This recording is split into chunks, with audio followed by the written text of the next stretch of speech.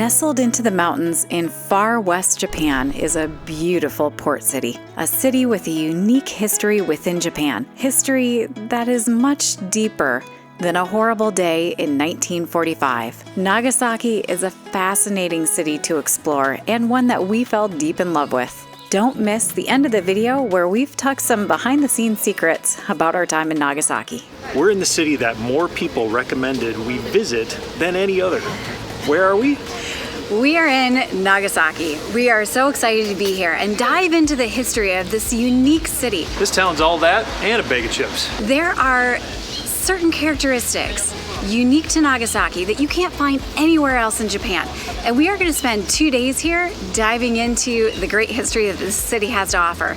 But first, we're starting at Glover Garden, which you wouldn't believe we're here right now. It doesn't even look like we're in Japan. I am super curious to find out what this garden is all about. It doesn't even look like a garden. There's a bunch of buildings here.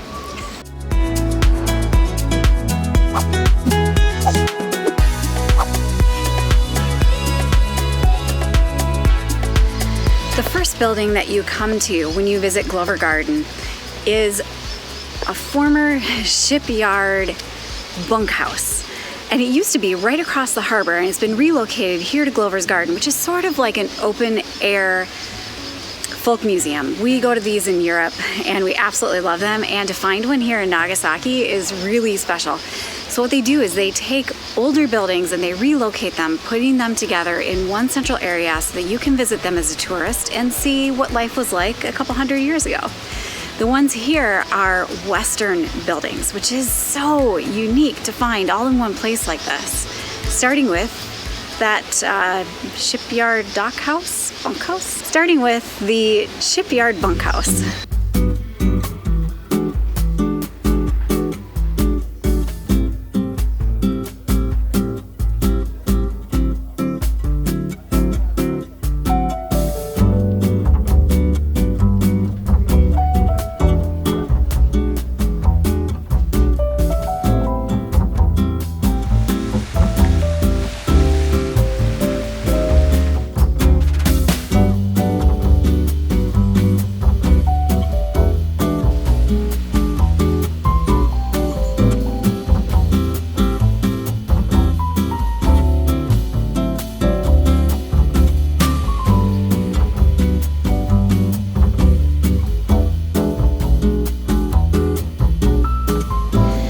Most of the buildings here date back only within the last 150 years or so. The grounds are absolutely spectacular.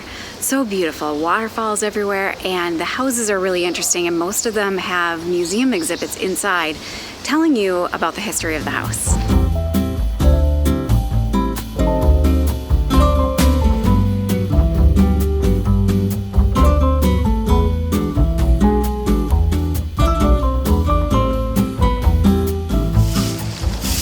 Of the buildings are under construction, including the Alt House, which is behind me. It's called the Alt House because that was the last name of the person who owned it. But why I was really interested in looking at this house is because it was the former US consulate, which I find fascinating. Unfortunately, we're not able to go in today.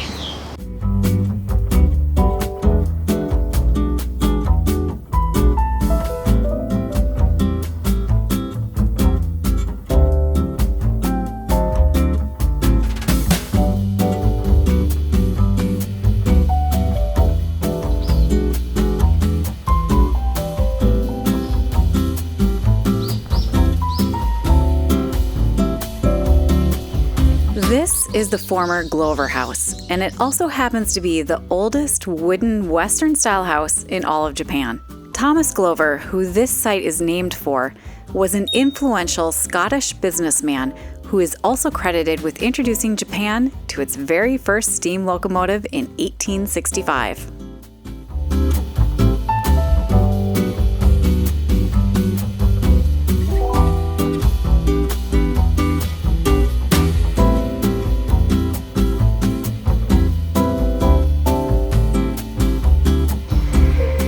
Stand out against the blue. I admit I've been a little jealous seeing Koreans dress in beautiful traditional clothes in Korea and Japanese dress up in elegant traditional clothes in Japan. It was fun to finally participate in this tradition at Glover Garden.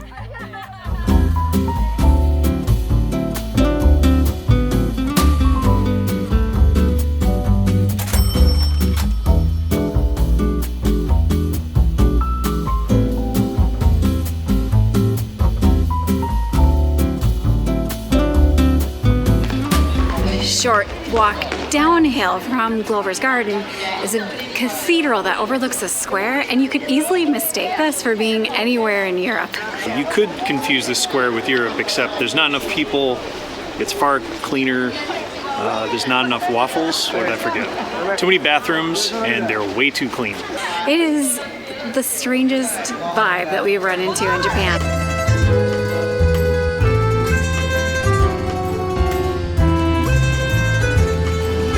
I have read great things about a particular pudding that you can get in the area that we're in this morning. So we're gonna try stained glass pudding. Well, one of us is. Him.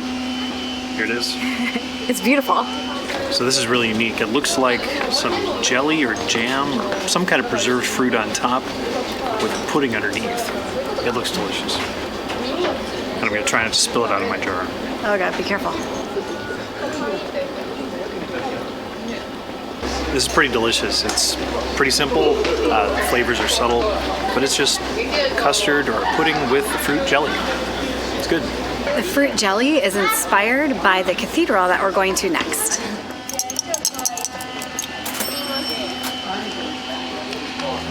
That was good.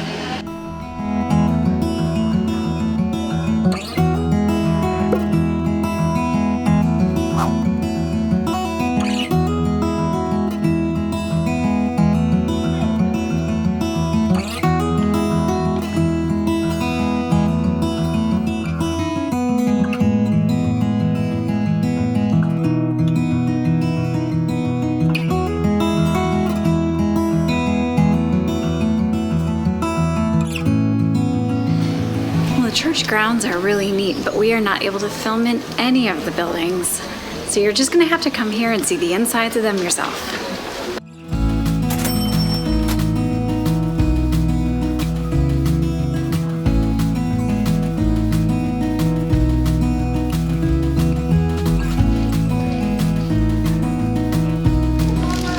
These are called Castella or Castello cakes. Castella. One or the other, Castello or Castella. I can't And get they it. have Portuguese origin, we're told. We love Portuguese cakes and things. Heather's love for pastel de nata is well documented. I'm almost in. Okay. All right, so these seem to be typical to, I don't know if it's Nagasaki or just the area that we're in of Nagasaki, but we've seen them everywhere, and these are original. You'll have to excuse us, we're going to eat with our hands. That's all we've got. Yeah, sorry. Time. Oh, they look really good. Oh, they smell amazing.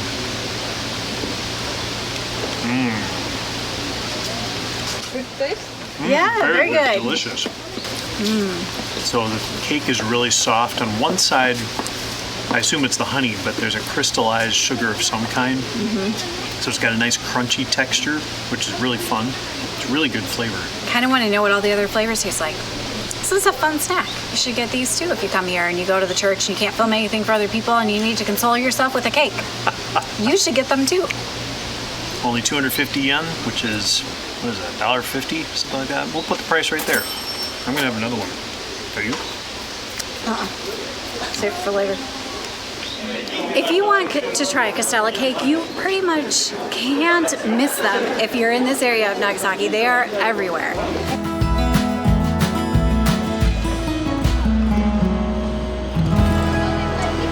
Well, that area near Glover's Garden was really cool.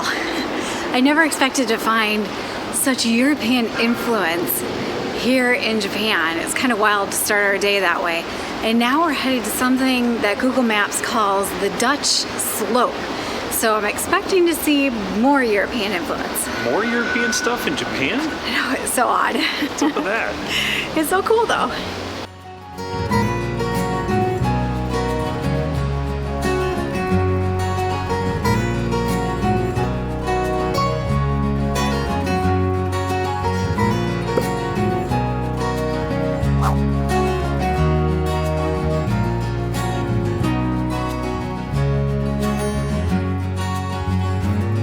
Japanese really know how to do gardens. So the Dutch slope, in this sense, is actually not referring just to the Dutch, as I understand it. It's actually referring to Europeans in general. This is the area where foreigners settled when Japan reopened and allowed foreigners in, again, starting in the 1850s. Yes, they all kind of congregated together in this hillside, and you end up with this architecture that is so Western in style that it feels out of place to see when you come to Japan.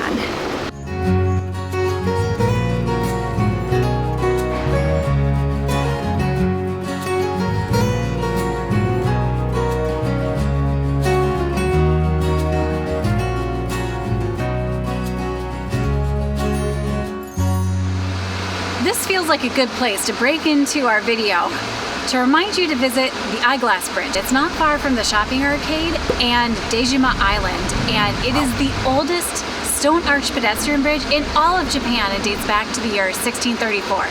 Don't miss it, and if you're lucky, you'll get to see how it completes the eyeglass. That's awkward.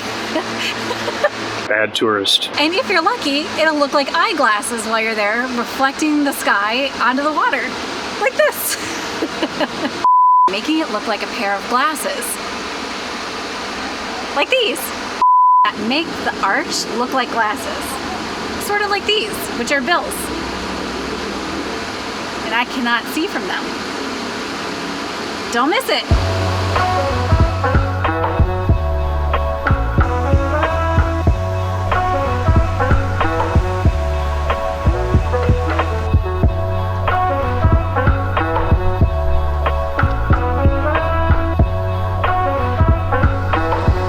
Near the bridge, you've got to try the rose ice cream. Beautiful. Thank you very much. Thank you. ありがとうございます。ありがとうございます。どうも。 Well, it's not rose flavored. Is it? It's very good, but it's vanilla flavored. But it's a lot of fun. I've never had a rose-shaped ice cream cone. Have you?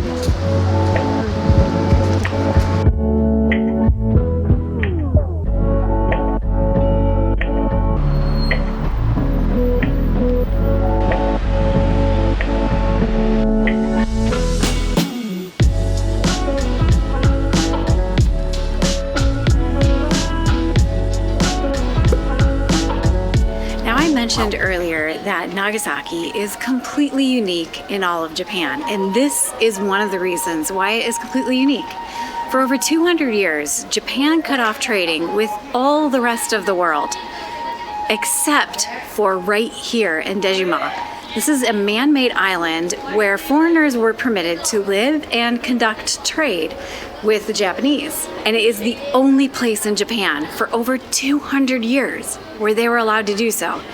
So to be able to visit here is really cool. They've established an open air museum that is older than where we started today. So we started at Glover Gardens, and that's 100 to 150 years old. This is even older. We're going back now several hundred years, and this looks pretty amazing. I'm excited to be here. And it's right in the heart of Nagasaki and so easy to get to, not far at all from this shopping arcade thing that we found ourselves staying in. Also, its hours are very generous. They start early at 8 a.m. and they don't close till 9 p.m. I kind of want to come back and see it in different light. Like, is everything lit up?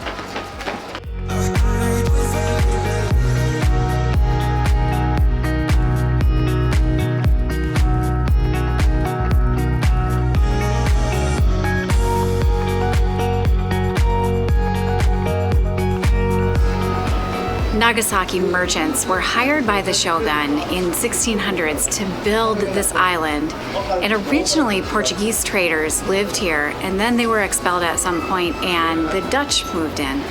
So this island was lived in by both Portuguese and the Dutch. It's kind of interesting that it's a man-made island and the Dutch lived in it, but they're not the ones who built it, but they're famous for building their own land. So I find that really kind of an interesting little trivia piece.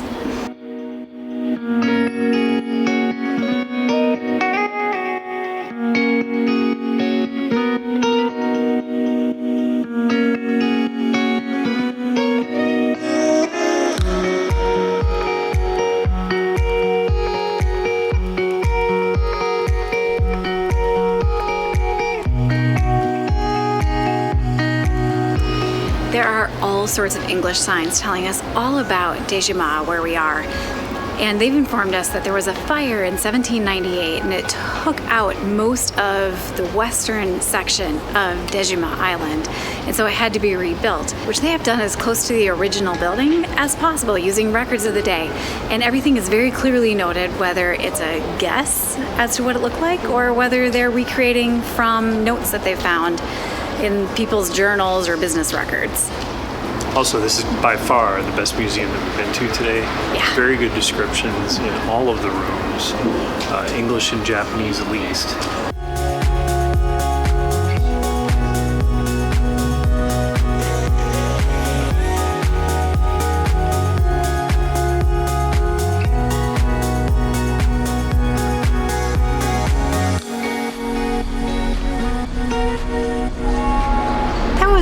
Really a great museum. It didn't cost very much to go into, and it's a fascinating look at the immigrant history and connection to Nagasaki. And we are not done yet with immigrant connections to Nagasaki because we still have to explore Chinatown. We're hoping that it lights up a little bit at night because, as you can tell, night is upon us, and that also means it is time for dinner. So we are heading to Chinatown now in search for some dinner, which makes Bill happy because he's starving. And Heather says she's got something really great planned. Something I'll like. I don't have any idea what it is. I've already told him I'm ordering for him. This will go well.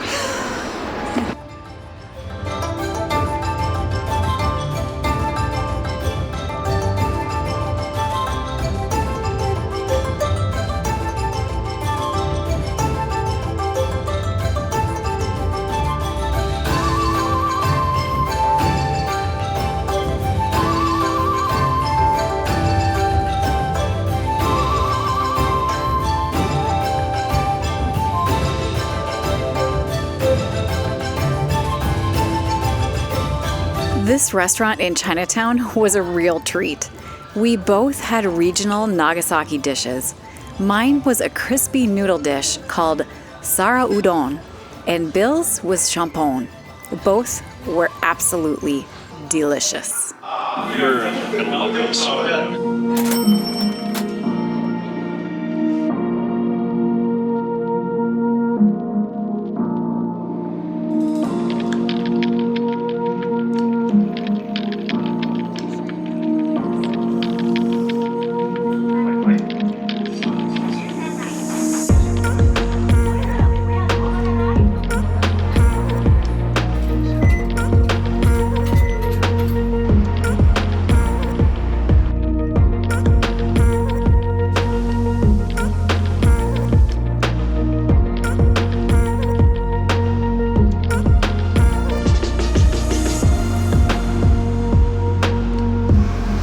Yesterday we were exploring Nagasaki's unique history as a trading port. Today we'll be diving into another reason that Nagasaki is unique, and that's its shared history with Hiroshima as being one of two cities that had an atomic bomb dropped on it.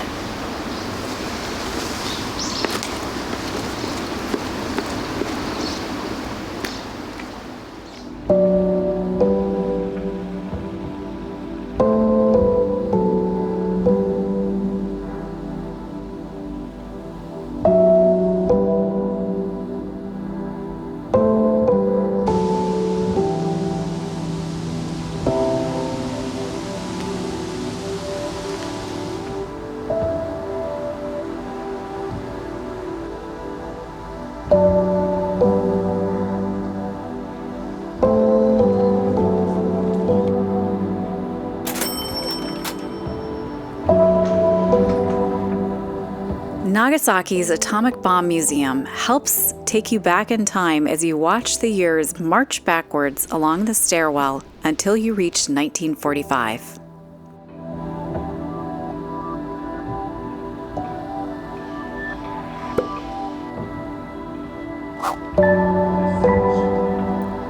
The bomb that fell on Nagasaki was larger than the one in Hiroshima, but did a little less damage.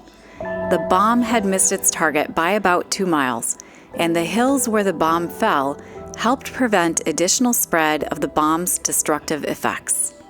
This isn't to say there were minimal casualties. 43 square miles of Nagasaki were affected, and at least 100,000 people are estimated to have died or been injured. The results were undeniably devastating. The museum has a collection of artifacts claimed from the rubble to help demonstrate the bomb's strength.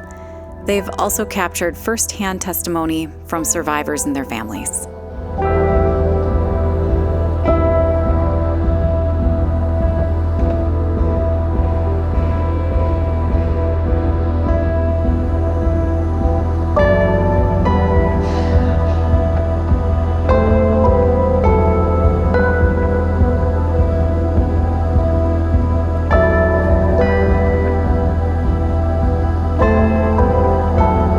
The museum has timelines that show milestones of nuclear development around the world.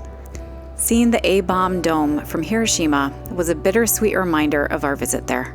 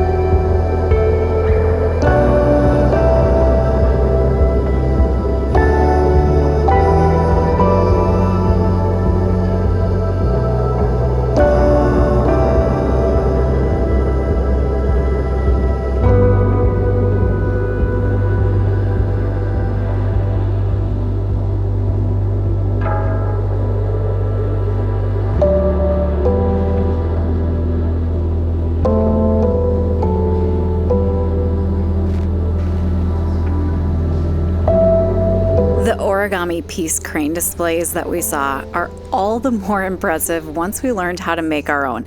There are a lot of folds in a piece crane. That was so much harder than it looked. Can we have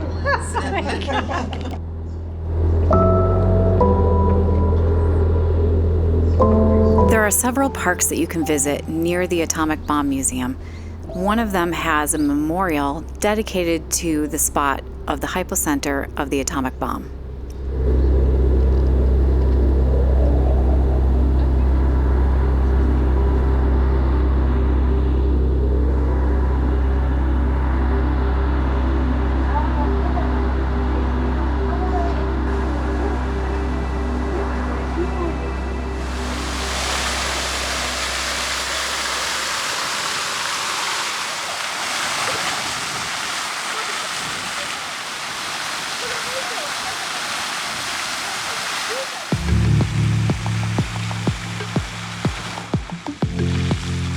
A short distance away is the Peace Park, which holds a number of monuments given from countries all around the world dedicated to peace.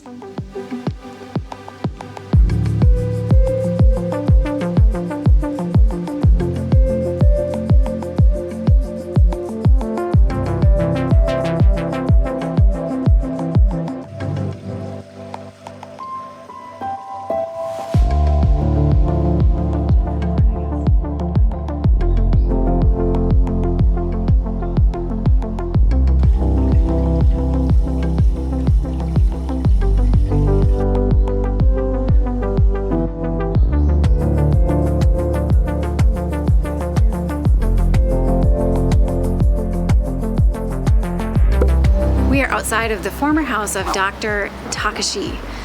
This is a doctor who came down with leukemia before the atomic bomb ever went off, and leukemia for him was a chronic and terminal illness. Even after he was sick, after the atomic bomb went off, he devoted his life to helping those who were sick and studying the after effects of the atomic bomb, and he developed his whole life to that, and the people of Nagasaki regard him very highly for the work that he did following that and his humanitarian efforts.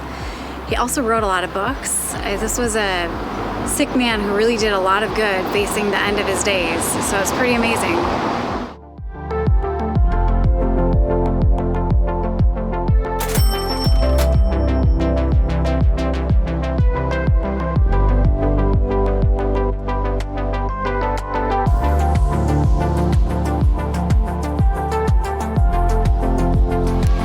Just down the road from the good doctor's house is the Urakami Cathedral, which has been rebuilt because it was almost completely destroyed from the bomb.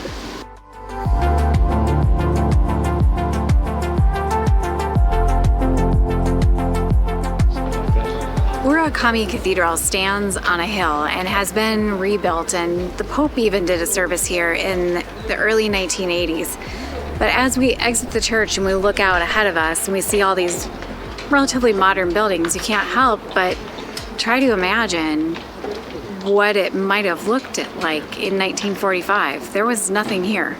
In a literal sense, everything you see behind me was gone, and it has been rebuilt. And so it also is hard to think about how the city is no more than 78 or so years old.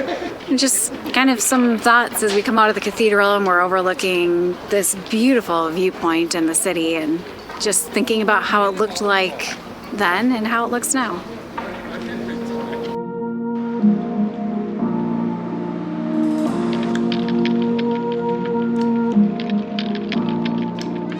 As we're walking around Nagasaki, and especially near the Hypocenter in this neighborhood, there's all kinds of plaques that we just come upon where they show, here's what the neighborhood looked like, here was the building that was destroyed, and that kind of stuff. It's very interesting.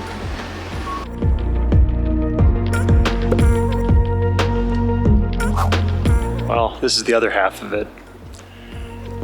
It's made of granite. The bomb blew it apart and charred it. Granite. It's astonishing.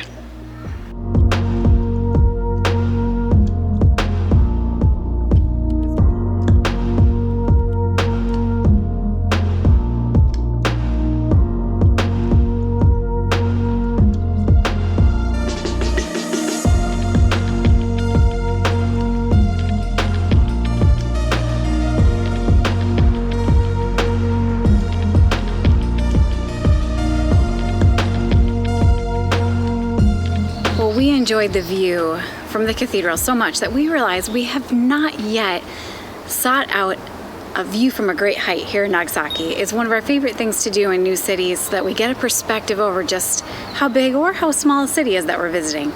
So we have made our way to the Nagasaki ropeway, or cable car, ropeway thing.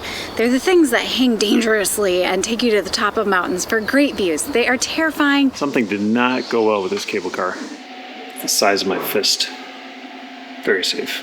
And this one apparently leaves from inside a shrine, so I guess that's where we're headed now.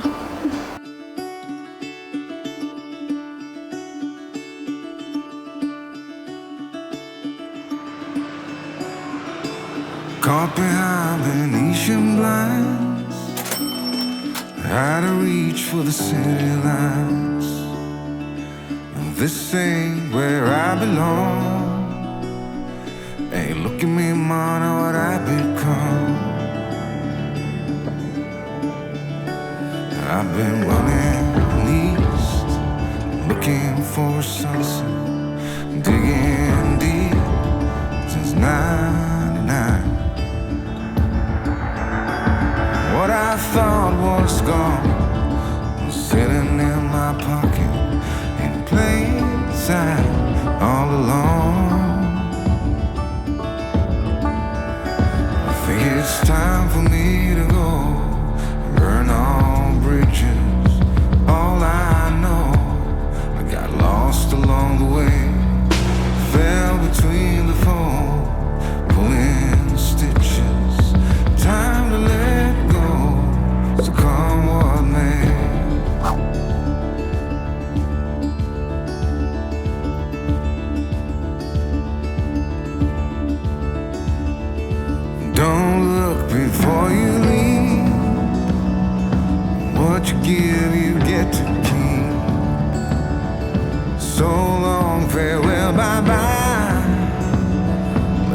toast for those lost old eyes.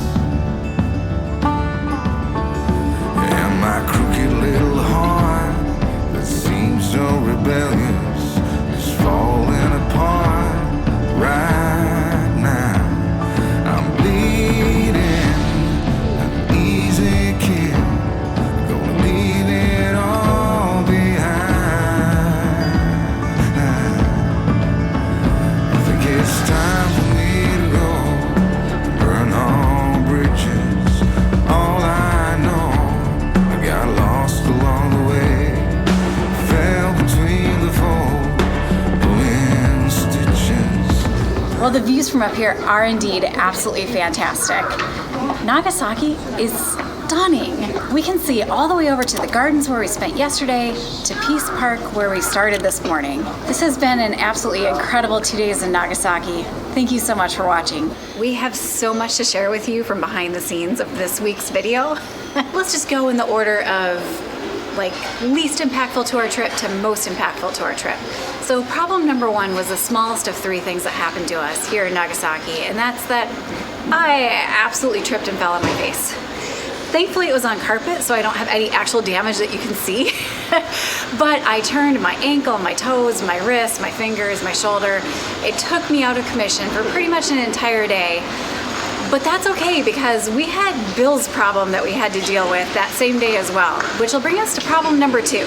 Second thing that didn't go right, we packed a little bit heavier for this trip because of some things that we have going on later in the trip, or at least things we planned. And anyway, we brought a bag to fit all this stuff in it that wasn't battle tested. We hadn't taken it on a trip like this before, and it was an older bag. Well, it blew a wheel out. And so after dragging it around for, I don't know, half a day or something, we decided we needed a new bag. So that took us out for about half a day trying to find a right sized bag that would work for all of our stuff and our needs. There's one problem. It's color. It's lime green. We've named her Mojito. I love the lime green color and I'm not opposed to it. It's perfectly fine. Also, we did try fixing the suitcase before we just gave up and bought a new one, but we couldn't find anybody who could fix it. All of that brings us to the third problem and the biggest one that we ran into, which is actually why we had a bunch of extra things with us. We had, oh, look at you, dog. All of that brings us to problem number three, which was the biggest problem that we ran into while we were here in Nagasaki, and the reason why we had so many extra things with us. We rented a camper car. Well, we know them as RVs back in the United States, and we were super excited to explore Kyushu for 3 days, but unfortunately, it's my fault that we are not renting one because I tried renting one from a website that was in Japanese, and I somehow rented one near Tokyo, not near Fukuoka, which meant we had to cancel it because that was absolutely not happening. So we had to completely redo our itinerary for the next 4 days or so because we had planned on camping and doing some hiking during that time. So not only do we bring all these extra things with us, we had to rework our itinerary, and we took an extra day here in Nagasaki in order to do that because it just caused all sorts of problems. Again, it was my fault. We are super disappointed, but maybe when we're here again, we'll rent a camper car and actually fulfill the dream of RVing in Japan.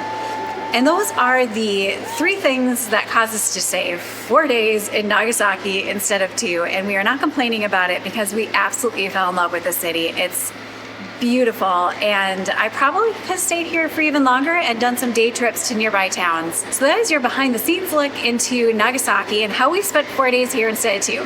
So if you like these, let us know in the comments. And also I just wanted to mention, so instead of doing the RV, we decided to add a day here in Nagasaki because we had to deal with all the stuff. And then we're adding a day in Fukuoka, and we added a day in Busan, which is coming up.